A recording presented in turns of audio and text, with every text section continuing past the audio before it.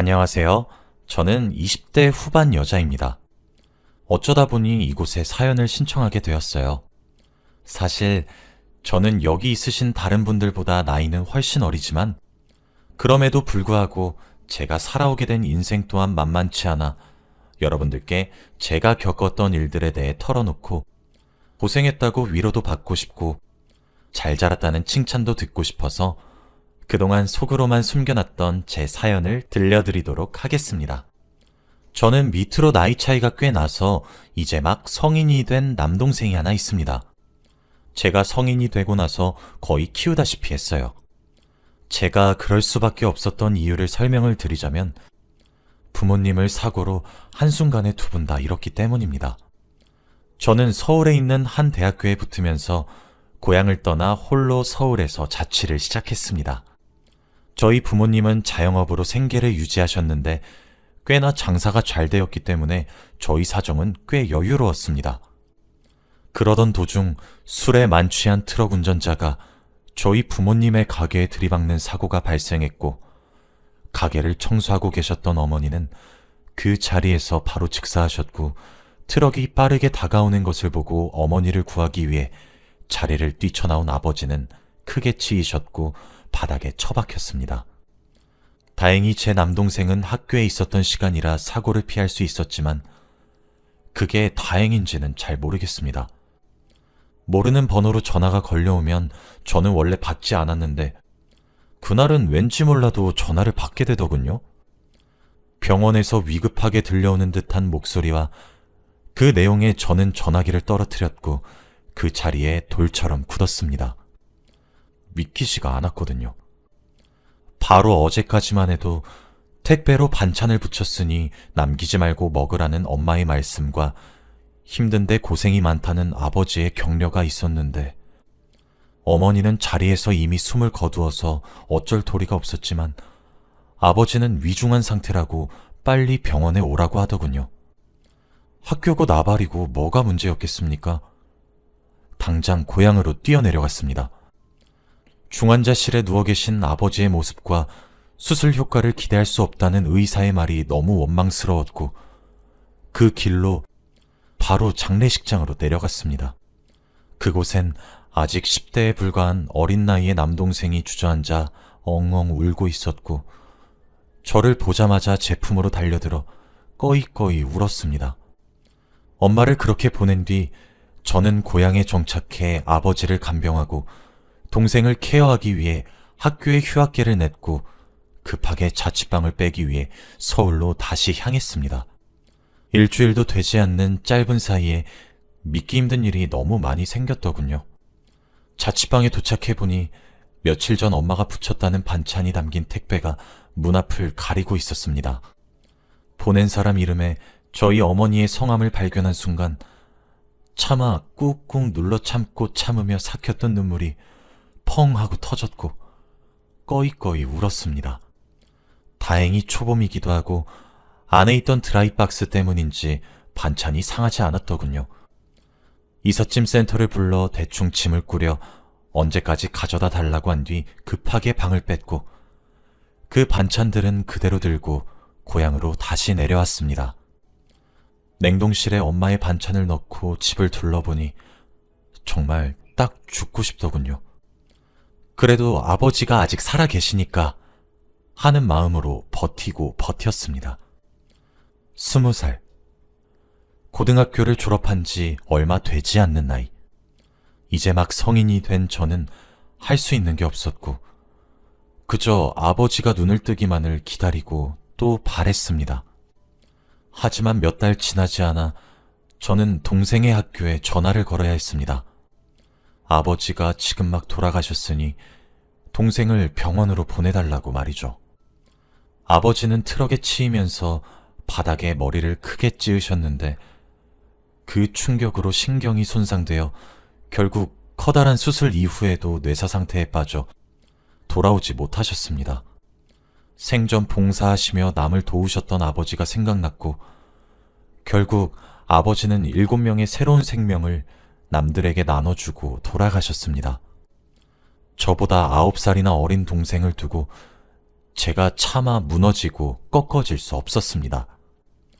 그렇게 부모님 두 분의 상을 몇 달 내에 연달이 치러냈어요. 그리고 알게 된 사실은 어머니와 아버지 두 분 모두 저와 제 동생 둘의 등록비와 결혼 자금을 따로 모으고 계셨고, 그 외에도 보험을 많이 들어놔서인지 보상금이 꽤 컸습니다. 그리고 음주운전 차량의 운전자 가족으로부터 보상금도 많이 받을 수 있었어요. 그나마 다행이었던 점은 음주운전 차량의 운전자 또한 즉사를 했다는 소식이었습니다. 솔직히 살아있었다면 제가 죽여버렸을 것 같기도 한데, 죽었다는 소식이 어찌나 다행이던지 스스로 제가 악마 같은 생각에 소름이 끼치다가도 웃음이 나오더군요. 변호사를 선임해 우리 부모님의 목숨값을 받아낼 수 있을 만큼 최대한 받아내었습니다. 하지만 그게 무슨 의미가 있겠습니까? 이미 저와 제 동생은 부모를 잃었는데요. 그렇게 부모님의 자산을 대충 정리하고 가게도 팔았습니다. 배우지 않아서 운영을 할 수가 없었거든요. 보상금과 합의금까지 합치니 굉장히 큰 돈이 모였어요. 그렇게 부모님이 사셨던 집으로 다시 돌아갔고, 그 이후론 술과 담배만 했던 것 같습니다. 지금 생각해보면 남동생도 많이 어렸었는데 그 어린 것이 제 눈치를 봤을 거란 생각을 하면 가슴 한켠이 짠해지네요. 몇 달을 그렇게 폐인처럼 살았을까? 남동생의 담임 선생님께서 저희 집에 찾아오셨더군요. 부모님을 잃은 충격이 컸던 저는 당시 우울증과 폭식증을 앓고 있었습니다. 갑자기 찾아온 남동생의 담임 선생님도 짜증나고 화가 나서 현관문을 열어 표독스럽게 왜 오셨냐고 쏘아붙였어요. 그랬더니 이제 막 초임으로 부임한 선생님으로 보이는 분께서 말하더군요. 걱정이 되어서 실례를 무릅쓰고 이렇게 찾아뵙게 되었습니다. 불쾌하셨다면 죄송합니다. 라고요. 막상 화는 냈지만 바로 사과를 하는 선생님의 모습에도 뻘쭘해 잠시 기다리시라 말을 하고 거실에 널브러져 있던 것들은 다 방으로 처박아 버리고 들어오게 했습니다. 하지만 그럼에도 불구하고 누추한 꼴이었죠. 집 냉장고를 엄마의 손길이 닿은 채로 두고 싶어 아무것도 버리지 못하고 먹지 못해 냉장고도 엉망이라 집에 음식물 쓰레기 냄새도 진동을 했을 것이고, 여기저기 널브러진 술병들도 애써 무시할 수준이 아닐 만큼 많았을 테고, 집안 곳곳에 담배 냄새가 났을 테니까요. 여기저기 배달 음식을 시켜 먹은 흔적과 치우지 못해 벌레들이 있는 흔적들까지. 막상 집에 선생님을 들이고 나니 그제서야 부끄러움이 밀려오고, 동생의 담임 선생님께 잘 보여도 모자란 것을 폭식으로 인해 뚱뚱하고 음식 국물이 묻은 늘어난 티만 입고 인사를 드리는 게 참 창피했습니다.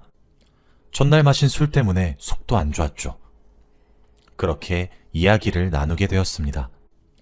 담임 선생님이 제게 한 이야기는 충격적이었습니다. 부모님이 돌아가시기 전 남들과 다른 활발함으로 반의 분위기를 주도하는 분위기 메이커였고, 친구들에게 둘러싸여 있었다는 제 동생이 지금 왕따를 당하고 있다고 하더군요. 매일 술과 담배 냄새에 찌든 옷을 입고 등교해서 처음엔 아이들이 슬슬 피하는 정도였다면 이제 잘 씻지도 않는 냄새도 나서 따돌림을 당하고 있다고요. 그러니 누나분께서 힘을 내시고 일어나셔야 된다고 진심으로 호소하시더라고요. 전화로 말씀을 드리기 위해 여러 차례 연락을 드렸으나 받질 않으셔서 이렇게 왔다고, 죄송하다고 사온 토마토 주스를 건네던데 그제서야 동생의 모습이 보이더군요. 동생은 자신 때문에 담임 선생님이 와서 누나가 화가 났다는 생각이 들어서인지 주눅이 든 채로 고개를 푹 숙이고 담임 선생님 뒤에 숨어 있더라고요. 떡진 머리와 꾀지지한 모습과 축 처진 어깨. 제 눈치를 슬금슬금 보는 동생을 보니 그제서야 정신이 차려졌습니다. 생전 처음 보는 동생의 담임 선생님을 붙잡고 처음으로 그렇게 토해내듯 눈물을 흘렸던 것 같아요. 동생도 따라 울었죠. 담임 선생님도 함께 울어줬고 절 위로해 준 것 같아요. 힘들지만 동생을 생각하셔야 되지 않겠냐고. 이제 이 아이에게는 누나가 전부라고요. 그리고 그날부터 저는 힘을 냈습니다. 그렇게 밖을 나가보니 계절이 2개나 바뀌어져 있더군요. 부모님을 잃은 지 반년이 지났더군요. 사실 저는 좀 더 부모님과의 추억에 빠져 살고 싶었습니다. 하지만 동생은 챙겨야 되겠더라고요. 그렇게 21살을 앞둔 어느 겨울날, 저는 집을 대청소했어요. 가슴 아픈 일이었지만 상한 반찬들은 다 버려야 했어요. 하지만 그건 못 버리겠더라고요. 냉동실에 제가 얼려둔 엄마 반찬 말이에요. 동생에게 계절에 맞는 옷을 꺼내주었고 함께 목욕을 했어요. 다음날 세스코 업체를 불러 집안의 벌레들도 퇴치했죠. 동생은 그제서야 웃더라고요. 자기 이제 안 버리는 거 맞냐고 물으면서요. 그제서야 제가 슬픔에 빠져 어린 동생을 학대했단 것을 알게 되었습니다. 환경이 깨끗해지니 저도 환기가 되더라고요. 다행히 저희 부모님은 남겨주신 재산과 막대한 합의금이 있어서 금전적으로 아끼면 동생의 결혼 자금과 대학 학비는 무난할 것 같았죠. 그때 담임 선생님의 도움을 참 무지하게 많이 받았습니다. 21살의 어린 여자가 할 줄 아는 게 무엇이 있겠습니까? 살림도 엉망이고 요리도 엉망이고 뭐 그랬죠. 어렸던 저는 오빠처럼 물어봐도 괜찮으니 삶을 포기하지 말라는 담임 선생님의 인쇄칠에 정말로 오빠 오빠 거리며 이것저것 묻고 도와달라고 도움을 청했어요. 그리고 우울증과 폭식증을 고치기 위해 상담을 다니기도 했고 운동을 다니며 몸도 마음도 건강하게 돌리려고 많은 노력을 기울였습니다. 그렇게 지내니까 처음에 저는 모든 사람들이 저를 동정하고 있다고 생각하고 부정적으로만 받아들였는데 환경을 바꾸고 생각을 바꾸니 참 고마우신 분들이 많더군요. 동생의 친한 친구들의 어머님들도 저희 집에 들러 이것저것 도움을 주고 알려주기 시작하셨죠. 그렇게 도움을 받으며 지내길 반년. 하루는 담임 선생님께서 제게 복학을 권하더군요. 대학교는 계속 다녀야 되는 것은 아니냐고요. 하지만 제가 서울에 아이를 데리고 이사를 가버리면 아이의 정서적인 문제나 그런 것들이 많은 영향을 받을 것 같았고 그럴 바엔 재수를 하겠다 싶었어요. 제가 완벽하게 케어를 해주지 못하니 동생은 환경이라도 바꾸지 말자 싶었거든요. 그렇게 재수 반년 끝에 성공했고 고향에 위치한 국립대에 다니게 되었어요. 어쩔 수 없이 학과 생활에는 많은 열의를 쏟지 못했어요. 알바도 해야 했으니까요. 차마 목숨값으로 남겨주신 돈은 쉽게 사용하지 못하겠더라고요. 등록금, 학비 이런 것들은 괜찮았는데 생활비는 참 못 쓰겠어서 벌었거든요. 그렇게 저는 저희 집에서 과외를 하면서 지내게 되었어요. 저보다 어린 동생을 케어하면서 집안일을 하면서 할 수 있는 일은 과외뿐이더라고요. 그리고 생각보다 그건 꽤 잘 되었습니다. 그렇게 번 돈으로 동생도 가르쳤고 하고 싶다는 거 배우라고 학원도 보내주었어요. 제가 아이들의 성적을 쑥쑥 올려놓기 시작하자마자 생각보다 정기적인 수입을 벌 수 있게 되었고 동생도 함께 공부를 하게 되니 성적이 좋게 나올 수밖에 없었죠. 그렇게 대학생활 4년 내내 과외로 생활비를 충당했고 여전히 담임 선생님과 교류를 하고 있었어요. 대학을 졸업한 이후에도 과외를 하겠다는 학생 지원이 늘어났고 고민 끝에 조금의 목돈으로 집 근처에 사무실을 얻어 아이들을 가르치는 일을 중점적으로 하기 시작했습니다. 그렇게 점점 학생 수가 늘어나 혼자 감당이 되지 않아 경력직의 직원을 하나둘 뽑게 되었고 어느새 지금의 저는 10명의 선생님을 거느린 학원의 원장님이 되었습니다. 처음엔 전 과목 전부를 가리지 않고 봐주었지만 수학과 영어만을 집중적으로 가르치는 것으로 바꾸자 학생들이 정말 많이 오기 시작했습니다. 거의 저희가 살았던 동네에 대다수의 학생들이 올 정도였죠. 그 사이 제 남동생은 커다란 굴곡 없이 자랐고 큰 반항 한 번 하지 않고 커주었어요. 그리고 올해 서울에 내노라 하는 대학교의 철석부터 저희 학원의 자랑거리도 되어주었습니다. 그 사이 저는 제게 도움을 많이 주었던 담임 선생님, 아니, 이제 남자친구라고 해야 될 것 같네요. 남자친구와 진지하게 만나는 사이가 되었습니다. 알고 보니 그때 담임 선생이 되고 처음 맡게 된 반이 제 남동생의 반이었다고 하더라고요. 처음엔 위로를 한 것도 진심이었지만 정말 오빠 오빠 하며 질문 세례를 쏟아내는 제가 귀엽기도 귀찮기도 했는데 어느 순간 제 걱정만 되었다고 하면서 제게 고백해왔고 저희는 내년에 결혼을 목표로 준비하고 있습니다. 알고 보니 저보다 7살이나 많은 사람이었더라고요.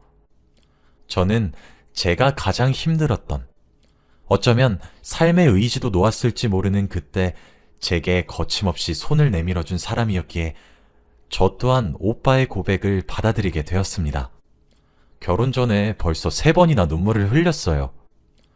결혼을 허락받게 되었을 때도 저희 부모님의 산소에 직접 찾아가서 인사를 드렸고 산소에 대고 걱정하지 말라고 평생 잘 대해주겠으니 마음 놓고 하늘에서 지켜봐 달라는 모습에 한 번 눈물을 훔쳤고 예비 시부모님을 뵙게 된 날에도 부모가 없다는 점을 하자로 보시면 어떡하나 전전긍긍했던 것이 우습게도 예비 시어머니께서 그동안 고생이 얼마나 많았겠냐고 어린 나이에 잘 자라왔다고 제 손을 쓰다듬으며 눈물 짓는 모습에 2번 눈물을 훔쳤고 얼마 전 스승의 날인 5월 15일 동생이 서울에서 집까지 내려와 제게 꽃다발과 선물을 건네주더라고요.